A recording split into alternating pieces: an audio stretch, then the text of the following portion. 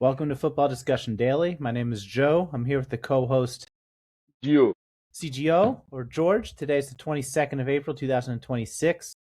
Quick reminder, please like us, follow us, subscribe us on whatever platform you follow. We release short form on Instagram, TikTok, and other platforms every day. We release long form on YouTube every day. So today, we'll be talking about a couple things. Our main focus will be on two separate stories. Number one, Leicester was relegated from Championship into League One 10 years after winning the Premier League. In that time frame, they've also won an FA Cup. I would argue that the last 10 years for Leicester is still more trophies than Tottenham and Arsenal. So just saying.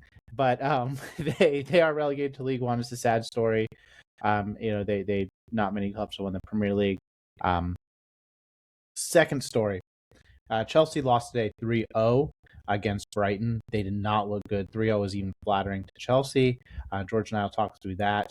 And honestly, this puts Chelsea all but out of the Champions League race. I think that there's a good chance that by the end of the weekend, Chelsea could be 10th, 11th, 12th. 9th, 10th, 11th. So it is pretty sad for Chelsea. George, I know we've talked about this ad nauseum, specifically today, in today's game, what went wrong in terms of the game plan for them, because they did not look good at all. We can talk further about later in the show about overall Chelsea this season, but specifically today, what are your thoughts? Now, the issue is when I saw the tactical formation that Liam Delap used today, it caused to question if he's really fit for the job. Because if you are playing a Brighton team and you are playing a 3-5-2 tactical formation, it shows that you don't know what you are doing. Because if you look at the personnel he used, especially the front two, now how good when it comes to League Cup play is Liam that's Delap. These are questions you should ask yourself as a coach. When you want to adopt a tactical formation, you need to consider the strength of the player.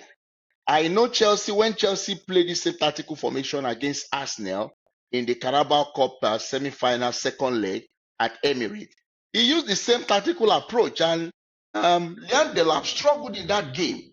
Liam Delap is not somebody who is good when it comes to League Cup play. So you don't use that kind of tactical formation. You need more front men to support him. The guy has been struggling, and then it's like you are setting him up to fail. And that was what happened in the first half. A very shambolic performance. Even Pedro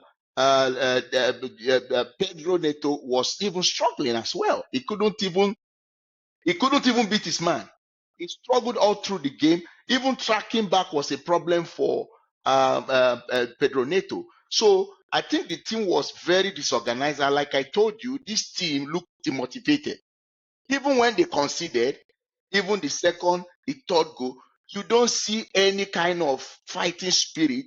You don't see any kind of drive. They were playing so comfortably.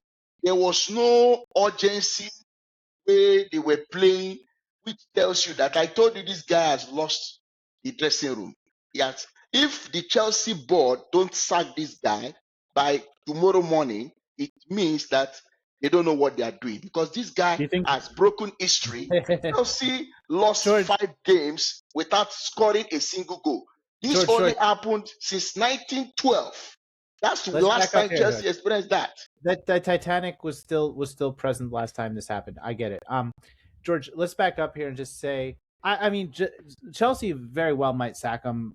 Likely before the end of the season. Who knows? But I mean, I think that doesn't prove Chelsea board knows what they're doing if they sack him. I think that Chelsea, as bad as Rosenier is, I've said this before. Somebody's not going to come into the club and fix this. Like, this is years of bad decision making. This stems from the top. Putting somebody in the middle of the top and the players is not going to change that any more than another 500 million will. I feel like this is, until these people at the top learn and say, what have we done wrong? Oh, we need to fix that. Oh, we can't just sign all these players and hope that works. Like, this just isn't going to work for Chelsea. And again, I feel really bad for fans. I feel really bad for people who've been supporting this club for 25 years. But George, this is putting pressure on the manager and saying Rosenier needs to go for sure. again, nobody's going to come in here and do this. And functionally, there's no difference between 6th and between 7th and 11th. So if Chelsea keep on dropping down the table, but there is likely going to 6th could very well come into a play. The difference between 6th, 7th, and 7th this year, 6th could very well be Champions League because Aston Villa could very well win Europa and almost certainly will finish top 5. So there is something that they should shoot for this season. I agree they should fire Rosenier right away because there's any number of interim managers have to be better in terms of chances of getting Chelsea in the top the issue is that, let me tell you, Rosno just has to leave with immediate effect. The reason why I'm saying this is because when the players are demotivated, the players they don't believe in you anymore. Let me tell you, the things can only get worse. Remember, before now, I already said this guy should leave because it was obvious the players are no more playing for him. And if players are not playing for a coach, the best thing any reasonable board will do is to ask that coach to step aside. Get an interim manager. I don't disagree. I think my point is if you get an interim manager, he scrapes together a 6th place finish and you luck your way into the Champions League, you're going to repeat this whole process next year. Like, it's just going to kick the can down the road. Eventually, at some point, the strategy is failing of Blueco. And yes, they could potentially scrape into the Champions League, kick the can down the road, but their strategy has to change at some point because it's either going to continue to fail or because it's going to continue to fail. And the quicker they fail, the sooner they're going to realize it's not working and have to change it up. And they're going to be and potentially have a better chance of being successful. I was happy that Bali was at the stadium when this embarrassment happened. He was there at the stadium to see everything happen. Because this, like you said, is as a result of bad decisions that have been made over the years. Because how can you take over a club and almost 5 years, there is nothing, we can't say, apart from winning the Club World Cup and the Conference League, what else has Chelsea really achieved? Nothing. That spectacular. And for a club like Chelsea, we shouldn't be talking about Conference League. Chelsea is the team that should be playing in the Champions League. So if you are playing in Conference League, it shows how that team has really dropped. During the era of Abramovich, I remember there was a player who was talking, they interviewed him, I'm trying to remember his name. Drogba said, I don't recognize my club. And he said Chelsea won the Europa League and they were not giving any bonus.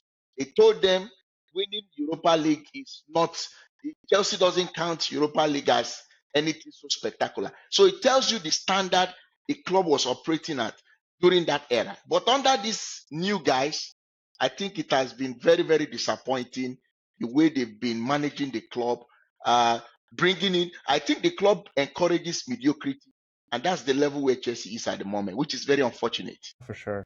I mean, George, we've rehashed this a lot. I don't want to revisit it too much, but yeah, I mean, like I said, I'm not sure that this is going to change anytime soon, and that, again, I feel like next year is going to be even worse because you see it with Tottenham. You know, the standards change over time, and they start out from a pretty high level, and then over time, over 3 or 4 seasons, Tottenham fell, and I see no reason why that couldn't happen to Chelsea if they keep on making dumb decisions at the top. And I do feel like everything stems from leadership in this league in terms of how a club is run, and I feel like we're entering an era where that is more true, with the ownership is more important than a manager a lot of times in terms of success over a season, because for a lot of different reasons. And I think that it's more likely that Chelsea finish lower next season than higher than they are right now. I just can't see them any changes happening this summer where they're a Champions League club next season.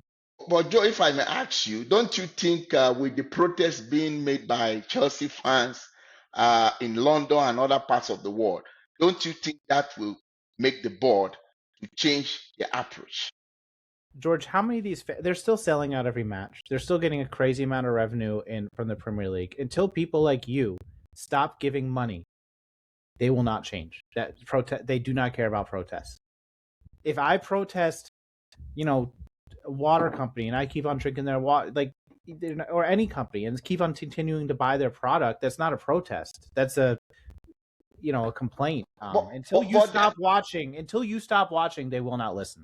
But Joe, there are news that in terms of attendance has been dropping, at Stamford Bridge in the recent time. I don't know if you heard about that news that attendance has been reducing. Don't you think this will compel them to do something? Because we've been hearing about fans who have been talking about other fans not going to watch games, not buying tickets. I think that approach might force them to do what is right and to be to the best interest of the fans, because fans can't be spending money and at the end of the day you give them something that is not pleasant. That doesn't work. You have to make the fans happy if you want them to spend their money to come and watch the team. That's the way it's Yeah, supposed to be. I think if fans aren't, George, I haven't seen any stats about Chelsea attendance this season. Not gonna lie, they have one of the smallest stadiums in the league, and they are in London in a very posh neighborhood with, within 10 miles of Chelsea, it's millions of people. So, I think if they are losing attendance, that is stuff that could potentially have Blueco or Clear Sky Lake or whatever you call them, change up. But we'll see. It's going to take. I feel like it's going to take months. I feel like a lot of the fans I've talked to are a little bit more impatient. But again, that is the path. Like, protests don't do anything. Not showing up does something. But as long as 40,000 fans show up every week, they're not going to notice. So you can have 1 million fans protesting. As long as 40,000 of those are breaking rank and showing up, Blueco doesn't care. No, Joe, the thing is really painful for a team like this not scoring any goal in 5 Premier League games consecutively. That is very embarrassing. That's the most painful. At least we've seen Chelsea lose 5 straight games. I think 1993, around October, November of 1993. But at least I they don't were able remember to that. score. They were able to score a goal. But this time, no goal was scored, which last happened in 1912. That is over 114 years ago. That is very, very embarrassing when you look at a team of this standard. That's unacceptable. And any coach should be worried when this kind of a thing happens to a club. He's supposed to be worried. I'm sure even him, Liam Resinio, knows that there is fire on the mountain with what is happening currently. That's Yeah. shameful.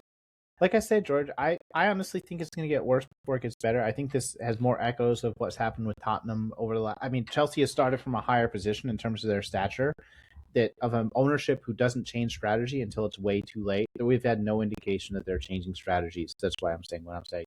George, let's move on to Leicester versus Leicester's relegation, because they are another club that, 10 years ago, they won the Premier League. They got Yes. relegated 2023 and got promoted right away. Got Yes. relegated right away, and then they've been in the championship. I think this is their first season in the championship This is again. their first season And in then the championship. this is their second straight relegation. But they did win an FA Cup in 2021. They had 2 close calls with Champions League where they almost qualified. I would argue that they overperformed in the first half of those 2 years where they almost qualified for Champions League and got nipped at the end. I think it was Manchester United both times. Another club that, again, has fallen quite a bit the last 10 years. Obviously, they were champions 10 years ago. Some of that can be attributed to, yes, they had Mahrez and Conte, and they found them from the second division in France. They were exceptional players, and they sold them. Some of that can be attributed to his luck, but in your head, what is your favorite memory of Leicester just in the higher divisions the last couple of years? Because I feel like this is such sad to see. Leicester is such a storied club. It was the 2015-2016 season when we had the likes of Mahrez, Kante, Drinkwater. Those guys were very, very exceptional. Schmeichel was in goal. They had very, very determined players. Nobody expected Leicester to win the league when they won it that year. They surprised everyone and got the league. And then, because I remember then they said it's more like a fairy tale. That was what was said then. Nobody gave them a chance. Robert Huth is the big boy in the back, dude. Remember him? Exactly. Wes Morgan. Oh, exactly. There's certainly a lot of him. But go on, George. So those guys, they did so well and surprised everyone from nowhere. And then I remember their coach then was this Italian coach, Claudio Ranieri was the one who was in charge. Honestly, anytime I remember the way it all happened, it's still like a dream to me because nobody gave them a chance. People thought at some point they would drop off. But as the league was coming closer to an end, they were getting the wins. I think at some point they were getting 1-0 wins almost consistently until they won the league, and everybody knew, yes, Leicester is not a team that people should have written off in the first place. So, and then I remember 2021 when they defeated Chelsea in the final of the FA Cup. I remember Brendan Rodgers was the coach then. These are great memories of Leicester. So, for us to see a Leicester team now getting relegated and then going to the championship and then getting relegated again to the League One, which is the third tier of the English League, is quite unfortunate, which means they've made history as the fifth team in the Premier League era to be relegated back to back. Because Yeah. the first team Sunderland got relegated back. Yes. The first team to experience that was Swindon Town. That was 1993-94. They got relegated to the championship, and 1994 to 1995, they got relegated to League One. It also happened to Wolves. That was 2011-2012 season. They got relegated to the championship. The seasons after, which is 2012-2013, they got relegated to League One. So Sunderland also experienced the same thing, 2016 to 2017, and then 2017-2018 they got relegated to League One. And then Luton Town, everyone knows about Luton Town. They got relegated 2023-2024 season, and then 2024-2025 season they got relegated again to League One. So Leicester is the fifth team in the Premier League era to be relegated back to back when it comes to relegation. And again, George, that is quite unfortunate that Leicester had to experience this. Nobody expected them. Getting 6 points deducted from them shouldn't be an excuse why they should be relegated.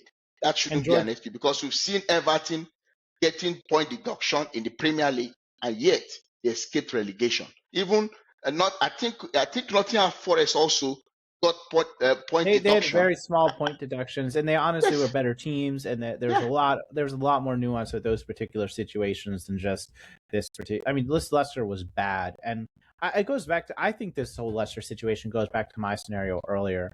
The previous owner who died in, I think, 2018 in that helicopter crash was a very good owner. He knew what he was doing. He signed very good players. He was very involved in the club. He trusted soccer leadership, people with football knowledge where he needed to. He put money where he needed to, but he's also shrewd and didn't spend money just to spend money like some other owners in this league. He's one of the smarter owners and one of the better, stewards of the club, and had one of the better and definitely fostered great connections with the fans. When he passed away, I think his son took over the club and just really has not really seen the club has not really taken the same level of quality ownership that you need to succeed in this league. And sometimes these clubs that have smaller budgets, once that one person in leadership who's really smart and runs the club very shrewdly goes away, and I'm looking at certain teams in the Premier League right now that once Matthew Benham goes away, Brentford I'm not sure that they can sustain Premier League. Tony Bloom leaves. I'm not sure Brighton can sustain. They've been in the league, I think, 8 years now. So there's these levels. I mean, there's these certain clubs that are very dependent on one person for success. And in my head, that was that Leicester run that we've seen. That huge, great run that they had that included that FA Cup win and the Premier League win, because again, that owner was very, very good. Similarly, George, I'll say Chelsea are one owner selling the club away from possibly being well again, because they're historically a very good club, and one person, unfortunately, too, can ruin. What you said is just the truth. The way the team succeeds, the success of a team is also dependent on the owners. If the owners are not smart people, business and intelligent owners, especially when it comes to bringing in the right quality players in, most times it affects the team. The team starts declining when it comes to performance. A good example is what you just said about Leicester, and we've seen that happen with other teams, where as soon as you have the very smart owner leaving the club, you notice that the team start declining. So ownership and those who are running the day-to-day activities of the club really matters a lot. If there are people who does not know their onion, then it means the club is going to really suffer a lot. So that's Yeah. what has happened to Leicester City. From a business point of view, I mean, I think Liverpool and Arsenal are very well run clubs as well. I think they almost run them too much like a business at the expense of some. I think both those clubs could probably win a little bit more trophies, maybe, but they're both very well run clubs, very sustainable. I'd say Manchester City. I disagree with multi-club ownership, and I disagree with oil money coming into England. I think those are bad things for the sport overall, but I do think that Manchester City have been an exceptionally well-run club from a sporting perspective in terms of how the club is run from top to bottom. It's very impressive operationally for sure. And again, Leicester was until unfortunate accident in 2018, and a couple years later, it's clearly reflected that change in ownership and the results in the pitch, which is unfortunate for the fans. But League One is still fun. I'm sure for the match going fans, they'll have they have to be favorites and have to have one of the biggest budgets in League One next year. So it is exciting. All right, George, let me close out with our standard questions. Number one, specifically today on the pitch, what do you think went wrong for Chelsea? Do you agree with George's assessment that playing Liam Delap as a lone striker is a bad move just because of his skill set on the field? I think that's an interesting take. Number two, do you think that Chelsea could get back in the sixth position? We've talked about it that's likely still going to be Champions League this year, but who knows? We'd like to know your thoughts. Number three, what is your favorite memory of Leicester? Just the last 10 years, 12 years of their Premier League run, of course, because that's everybody's favorite memory. Thank you for listening. Have a good one.